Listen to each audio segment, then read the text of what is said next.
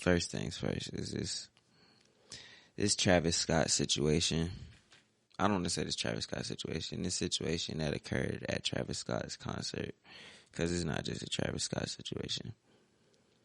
First and foremost, I want to say it was a tragedy what happened, and that should be the biggest focus. Is like, you feel me, how to prevent people from having to essentially, like, you feel me, go through that, to die in that type of way, or to have to worry about those types of risks, just going out to have a good time.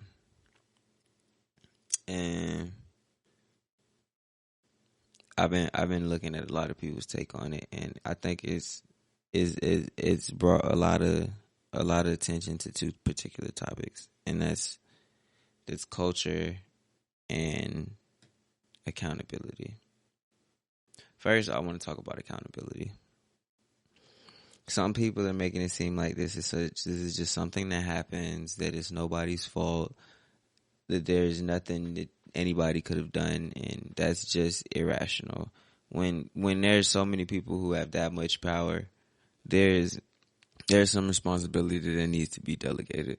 Because if somebody had jumped up on the stage, you feel me, there would have been things in place to prevent that situation from going a certain type of way.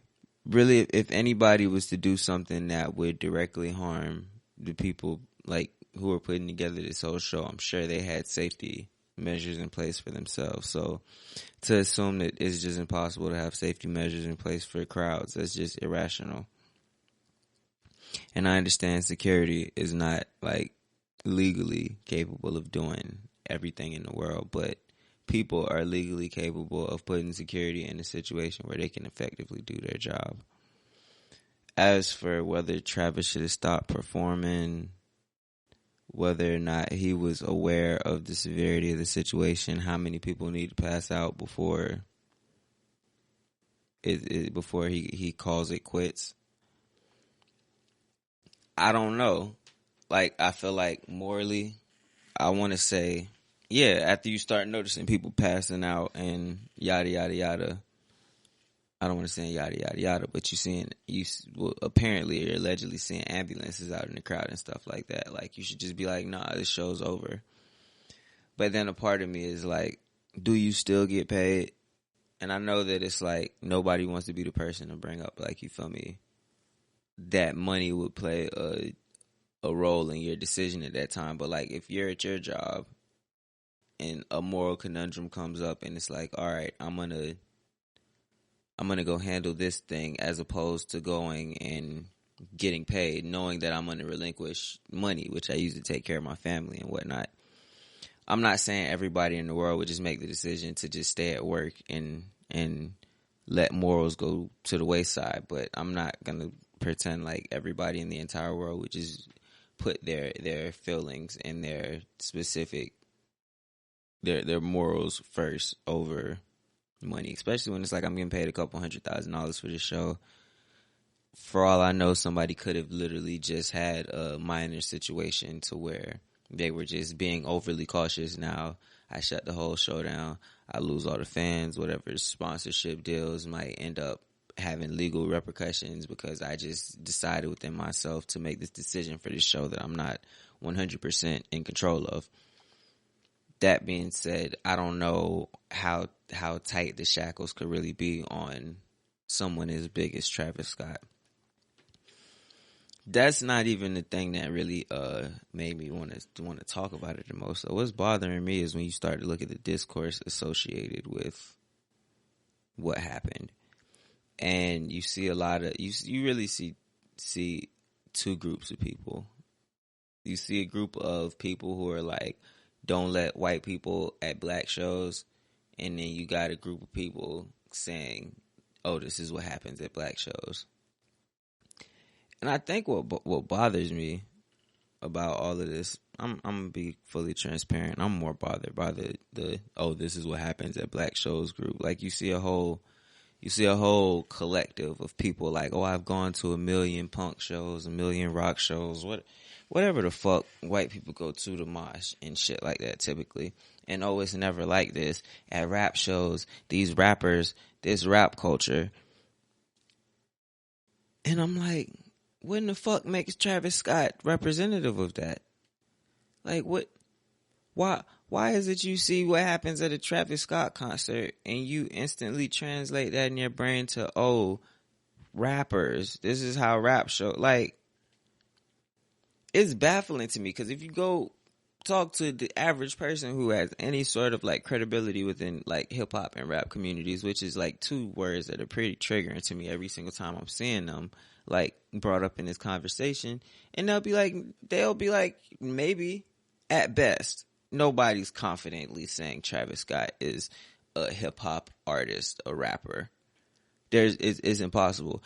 And it's like, even if you want to take it aside from, oh, he's not the conventional baggy pants, like the reflection of what we've made rappers out to be, just the sound of his music, like the emphasis on the instruments he uses is mad different than rappers and hip hop. And hip hop in itself is really evolving to a point to where like chronicling as much stuff as we do hip hop isn't even fair. Like rap, it's like certain things that are in the same genre of hip hop shouldn't be, but we just haven't really found a way to necessarily break it down into the proper subgenres. Like we have them, but none of them are like as defined as they probably should be. That being said, though, it's not even really about, like, this isn't a conversation about hip hop. This is a conversation about black people and how we always have a tendency to get like lumped in and grouped together. And this particular thing has been an issue forever. Oh, they're black, they make music, they're a rapper. You feel me? I don't know if it was like that with disco back in the days, but I could say it's definitely been that way. Like we take the black artists and we put them together with black artists all the time. And it's like, I personally thought that this would be like kind of quelled after the whole shit with the fucking Old Town Road. Like at the point where fucking Hannah Montana's dad hops on Old Town Road, and then everybody is forced to acknowledge that it is a country song, even though it sounds the exact same way with him as it does without him on it. Like realistically speaking, you would think that it'd be like, all right, yeah, maybe we got to stop doing this thing where we just call all black people who make music rappers, or all black people who make music hip hop artists. You feel me? Like at the point where fucking Tyler the Creator wins an award, and literally like I'm just regurgitating the point that he said on a much larger platform. So I'm like, that's why it's a bit baffling to me that like we still have this issue. And it's like, first of all, I'm gonna Google what is it? Rock concerts? Is that where white people rage at? Injury. Rock concert. Ironically enough, the first thing that popped up was this Travis Scott concert.